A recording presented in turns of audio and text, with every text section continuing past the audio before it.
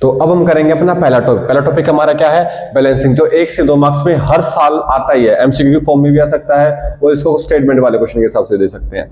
अब यहाँ पे मैग्नीशियम है, यहाँ पे मैग्नीशियम है, ऑक्सीजन यहाँ पे, ऑक्सीजन यहाँ पे, मेरे को करना बैलेंस। अब यहाँ पे mg कितना है 1, mg यहाँ पे कितना है 1, यहाँ पे ऑक्सीजन कितने हैं 2, यहाँ पे कितना 1, तो इसको कितने से बैलेंस करता हूँ 2 से, हो गया 2। अब मेरा क्या हो गया, mg भी 2 हो गए और ऑक्सीजन भी 2 हो गई, ऑक्सीजन तो ठीक है, यहाँ पे mg कितना है तो मैं यहाँ पे कर दूंगा 2। अब क्या होगी, बैलेंसिंग होगी। अब हम देखते हैं यहाँ पे H2 O2 यहाँ सिर्फ O है, तो इस O को मैं क्या करूँगा पहले 2 से मल्टीप्लाई। अब हम सिर्फ यहाँ आगे लगा सकते, पीछे या बीच में नहीं लगा सकते। अब हमारे यहाँ पे कितने 2 दूनी 4 और यहाँ पे कितने हैं 2, यहाँ पे हम कितने लगा देंगे 2। अब H2 बैलेंस हो गए, 2 2 जा 4, 4H2 यहाँ पे, 4H2 यहाँ पे, 2O2 यहाँ पे, 2O2 यहाँ पे, Fe यहाँ पे कितने हैं, Fe एक ही है, तो मैंने यहाँ पे दिया F को बैलेंस, कितने हो गया, यहाँ पे भी 3, यहाँ पे भी 3। अब बात करते हैं ऑक्सीजन की, ऑक्सीजन कितने यहाँ पे 4 है, यहाँ पे कितने एक मिनट, यहाँ पे मैं कर देता हूँ 4 से मल्टीप्लाई। अब देखता हूँ क्या रह गया 3Fe, ऑक्सीजन 4, ऑक्सीजन 4 दूनी 8, यहाँ पे कितने है सिर्फ 4, तो मैं कहता हूँ यहाँ से। अब देखो मेरा सब कुछ बैलेंस हो गया, 3 Fe यहाँ पे है, 3 Fe यहाँ पे है, 4 8 हाइड्रोजन यहाँ पे, 8 हाइड्रोजन यहाँ पे, 4 ऑक्सीजन यहाँ पे, 4 यहाँ पे। अब एक आता है दूसरी तरीके से, इसमें होता है स्टेटमेंट वाले क्वेश्चन। स्टेटमेंट वाले क्वेश्चन मतलब ऐसा आता है ऐसे कि आपको ऐसे नाम से आपको फॉर्मूला बनाना होगा, वो थोड़ा सा डिफिकल्ट हो जाता है। वैसे मैग्नीशियम की बात करते हो, इसका होता है सिंबल Mg। सल्फ्यूरिक एसिड का नाम होता है H2SO4। उसके बाद आता है मैग्नीशियम सल्फेट, ये क्या बनेगा MgSO4 प्लस क्या निकाल दिया इसने, H2 गैस निकाल दी। अब इसके अकॉर्डिंग आपको क्या करना पड़ेगा, आप कैसे रिएक्शन करानी पड़ेगा, उसको क्या करना पड़ेगा, फिर बैलेंस करना पड़ेगा। अब फर्दर इन वालों को हम थोड़ा सा और देखते हैं। हाँ, तो अब देखते हैं एक दो एग्जांपल और। सबसे पहले है कार्बन मोनोऑक्साइड। कार्बन मोनोऑक्साइड होती है CO, हाइड्रोजन मतलब प्लस H2, और मिथेनॉल, मिथ मतलब एक कार्बन और ऑल मतलब COH, CH3OH, ऐसे देख लेते हैं। अब कितने कार्बन है यहाँ पे, एक कार्बन एक कार्बन। ऑक्सीजन कितने हैं, एक ऑक्सीजन एक ऑक्सीजन। हाइड्रोजन कितने यहाँ पे है 4, यहाँ पे कितने हैं 2, तो 2 से कितने को मल्टीप्लाई करूंगा 2, तो मेरा क्या बन गया, बैलेंस हो गई है। अब देखते हैं इसको, फेरस सल्फेट मतलब FeSO4, सल्फेट के लिए क्या आता है SO4 आता है। अब फेरस मतलब होता है जिसकी ऑक्सीडेशन स्टेट कितनी हो 2, मतलब कितनी ऑक्सीडेशन स्टेट 2 हो गई। और जो फेरिक वाला होता है उसकी कितनी होती है, उसकी होती है ऑक्सीडेशन स्टेट 3। अब FeSO4 को हम क्या करेंगे, हीट करेंगे, तो क्या किस में टूटेगा वो Fe2O3 plus sulphur dioxide SO2 plus sulphur trioxide SO3। अब हम करते हैं इसको बैलेंसिंग। आयरन कितना है, यहाँ पे 1 है, यहाँ पे 2 है, तो सबसे पहले तो कर देते हैं इसको बैलेंस भाई 2। सबसे पहले हम करेंगे हमेशा मेटल को ही बैलेंस करेंगे। अब 2 आयरन हो गए, S कितने यहाँ पे 1 2 यहाँ पे हो गए, कितने 2 चौक 8, 2 और 3 5, 5 और 3 8, तो ये होगी बैलेंसिंग हुई। अब ध्यान रखना ऐसे आएंगी, या तो आपके फॉर्मूले से आ सकती है या फिर आपके साथ स्टेटमेंट से। मेनली स्टेटमेंट के आने के चांसेस ज्यादा रहते हैं। अगर इस फॉर्म में आएगी तो आएगी एमसीक्यू की फॉर्म में, अगर इस फॉर्म में आएगी तो आएगी आपसे क्वेश्चन की फॉर्म में। अब इसके बाद हम करते हैं टाइप ऑफ रिएक्शन। जब हम करते हैं अपना सेकंड टॉपिक हमारा क्या है, टाइप ऑफ रिएक्शन। ये मोस्ट इंपोर्टेंट टॉपिक इस टाइप का, इसी में से लगा लो 2 से 3 मार्क्स का हर साल आता है। सबसे पहला तो कॉम्बिनेशन रिएक्शन। कॉम्बिनेशन मतलब होता है कोई भी सब्सटेंस A प्लस B अगर रिएक्टेंट हो तो क्या प्रोडक्ट देंगे, वो प्रोडक्ट देंगे A और B। क्या देंगे, A और B। ये इतना इंपॉर्टेंट नहीं है। फॉर एग्जांपल जैसे इसका एग्जांपल है H2 plus O2 gives H2O।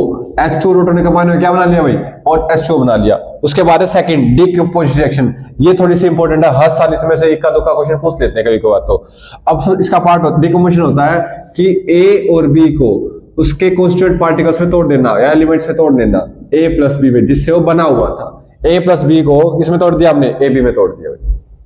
अब इसके कुछ पार्ट है थर्मल, इलेक्ट्रोलिसिस और फोटोकेमिकल। ये हमारी थोड़ी सी ज्यादा इंपॉर्टेंट होती है, बाकी ये नहीं होती। कि थर्मल में क्या होता है, हम जैसे किसी चीज को हीट करते हैं, जैसे कैल्शियम कार्बोनेट को हमने हीट किया तो हमारे क्या निकला CO2 और CO, जिससे भी मिलकर क्या हुआ था कैल्शियम कार्बोनेट बना हुआ था। अब मैंने क्या किया, इलेक्ट्रोलिसिस में मैं क्या करूंगा, इलेक्ट्रिसिटी पास होगी किसके अंदर से H2O, पानी के अंदर से, तो क्या हुआ H2 और O2 में कौन टूट जाएगा, पानी टूट जाएगा। उसके बाद है ये थोड़ी सी इंपॉर्टेंट हो जाती है फोटोकेमिकल डिकम्पोजिशन। इसमें क्या होता है AgBr के ऊपर जैसे क्या गिरती है, सनलाइट गिरती है, तो वो किस में टूट जाता है Ag प्लस Br2 में। मतलब कि AgBr किस में टूट गया, Ag और Br जिससे वो बना हुआ था। अब ये इंपॉर्टेंट क्यों है, पूछ लेते हैं AGBR कहाँ यूज होता है। AGBR होता है ब्लैक एंड व्हाइट फोटोग्राफी के अंदर, किसका यूज होता है, AGBR का यूज होता है। अब हमारी तीसरी और चौथी जो रिएक्शन है वो कौन सी है, एक है डिस्प्लेसमेंट रिएक्शन, चौथी है डबल डिस्प्लेसमेंट। उससे पहले हमें ये रिएक्टिविटी सीरीज होती है याद होनी चाहिए, ये ऐसे चलती है भाई, नीचे से ऊपर की तरफ, मतलब जो जितना ऊपर है उतना रिएक्टिव है। फॉर एग्जांपल पोटेशियम सबसे ज्यादा रिएक्टिव, पोटेशियम जितने भी नीचे वाले हैं उनको उनकी जगह से डिस्प्लेस, मतलब कि कोई डेस्क पे बैठा हुआ था और वो कोई ताकतवर है, उसने क्या किया, उसको उठा के फेंक दिया। जो जितना ज्यादा ऊपर होगा उतना ज्यादा क्या होगा, रिएक्टिव होगा, उतना ज्यादा क्या होगा, ताकतवर होगा, किसी को भी नीचे वाले को डिस्प्लेस कर सकता है। फॉर एग्जाम्पल मैंने लिखा Zn प्लस CuSO4, मतलब zinc plus copper sulphate solution में से क्या होगा, जिंक किसको लात मार देगा, कॉपर को लात मार देगा और क्या बन जाएगा भाई, खुद बना लेगा सल्फेट, ZnSO4 प्लस Cu। ऐसे में क्या मिल गया, कॉपर मिल गया, जिंक ने किसको लात मार दी बेटा, कॉपर को लात मार दी, और उसकी जगह कौन किसने ले ली, जिंक ने ली। हम क्या करते हैं, डिस्प्लेसमेंट, मतलब सिंगल डिस्प्लेसमेंट हुई। अब देखते हैं डबल डिस्प्लेसमेंट के अंदर, एक एग्जांपल देखते हैं, NaCl प्लस CaSO4 गिव्स। अब देखो सोडियम ऊपर है कैल्शियम से, तो किसको कौन लात मार सकता है, सोडियम इसको लात मार सकता है, इसने क्या कर लिया, Na2SO4 प्लस क्या बना लिया। अब इसकी जगह खाली होगी, इसका कौन आ जाएगा, C आ जाएगा, तो क्या बनेगा CaCl2। हम इसका तरीके से और समझ सकते हैं, जैसे कि मैंने लिख दिया A प्लस BC गिव्स। अब A किसको लात मार देगा, B को, और क्या बना लेगा, AC बना लेगा, और हमारे पास क्या आ जाएगा, B आ जाएगा भाई। इसको देख लेते हैं एक बार, हमने किया AB प्लस CD। अब क्या हुआ, A ने किसको लात मारी, A ने लात मारी किसको, C को, और क्या बना लिया, AD बना लिया, क्या बना लिया, AD बना लिया। उसके बाद C का भाग जाएगा, C आ जाएगा किसकी जगह, इसके A की जगह आ जाएगा, तो क्या बना लेगा, CB बना लेगा भाई। सेम यहाँ पे हुआ, पहले वाले की जगह कौन ले लेगा, दूसरे वाला, दूसरे वाले जगह कौन ले लेगा, पहले वाले से। हम क्या कहते हैं, डबल डिस्प्लेसमेंट। आज तक सबसे ज्यादा पूछे वाला टाइप ऑफ रिएक्शन क्या होता है, डबल डिस्प्लेसमेंट होता है। उसके अलावा दो और होती है, एक होती है एक्सोथर्मिक रिएक्शन, एक होती है एंडोथर्मिक रिएक्शन। ऐसी रिएक्शन जिसमें हीट इवॉल्व हो, कैसी रिएक्शन होती है, वो होती है एक्सोथर्मिक रिएक्शन। और ऐसी रिएक्शन जिसमें हीट क्या हो, कंज्यूम हो, वो कैसी होती है भाई, एंडोथर्मिक रिएक्शन। जिसमें भी हीट क्या हो, इवॉल्व होगी, वो होगी एक्सोथर्मिक रिएक्शन। जिसमें भी हीट यूज होगी, कैसी होगी, एंडोथर्मिक रिएक्शन। उसके बाद चल, अब देखो अब हमारा बैलेंसिंग भी हो गया, टाइप ऑफ रिएक्शन भी हो गया। अब आते हैं रिडॉक्स रिएक्शन के ऊपर। यहां से 2 नंबर का क्वेश्चन हर साल पूछ देते हैं, अगर डिस्प्लेसमेंट वाला पूछेंगे या फिर रिडॉक्स रिएक्शन पूछ लेंगे। हाँ तो भाई अब हम करते हैं रिडॉक्स रिएक्शन। रिडॉक्स रिएक्शन ऐसी रिएक्शन होती है जिसके अंदर एक ही टाइम पे क्या होता है, ऑक्सीडेशन भी होता है, रिडक्शन भी होता है। अब इनके कुछ पॉइंट्स होते हैं ऑक्सीडेशन रिडक्शन में, होता है क्या क्या। ऑक्सीडेशन में क्या होता है, O फॉर ऑक्सीजन, मतलब एडिशन ऑफ ऑक्सीजन। इसमें क्या होता है, इसमें तो होता है ऑक्सीजन ऐड, इसमें क्या होता है, इसमें होता है ऑक्सीजन रिमूव। इसमें क्या होता है, ऑक्सीजन ऐड होता है, इसमें क्या होता है, ऑक्सीजन रिमूव होता है। उसके बाद होता है इसमें, जिसमें ऑक्सीजन ऐड हो रहा है उसमें तो क्या होगा, हाइड्रोजन होगा रिमूव। जिसमें ऑक्सीजन रिमूव हो रहा है उसमें क्या होगा, हाइड्रोजन होगा उसमें ऐड। उसके अलावा यहाँ पे तो क्या होगा, लॉस ऑफ इलेक्ट्रॉन, और यहाँ पे क्या होगा हमेशा, गेन ऑफ इलेक्ट्रॉन। ये कई बार डिफरेंस में भी पूछ लेते हैं कि ऑक्सीडेशन रिडक्शन में डिफरेंस बताओ। एक में तो क्या होगा, ऑक्सीजन का एडिशन होगा, ऑक्सीडेशन में, रिडक्शन में क्या होगा, सब्ट्रैक्शन होगा। इसमें क्या होगा, सब्ट्रैक्शन ऑफ हाइड्रोजन, इसमें उल्टा होगा एडिशन ऑफ हाइड्रोजन। इसमें क्या होगा, लॉस ऑफ इलेक्ट्रॉन, इसमें क्या होगा, गेन ऑफ इलेक्ट्रॉन। आइए हम इसे देखते हैं उसके आगे एग्जांपल के तौर में। जैसे अब याद था CuO, CU से क्या बन गया, यहाँ पे ऑक्सीजन था, यहाँ पे ऑक्सीजन नहीं है। जिसमें ऑक्सीजन नहीं होता वहां पे क्या होता है भाई, वहां पे होता है रिडक्शन। क्या हो गया, रिडक्शन। अब देखते हैं H2 से क्या हो गया, H2O, मतलब कि यहाँ पे H2 था, यहाँ पे क्या हो गया, ऑक्सीजन ऐड हो गया था, यहाँ पे क्या हो गया भाई, ऑक्सीडेशन हो गया।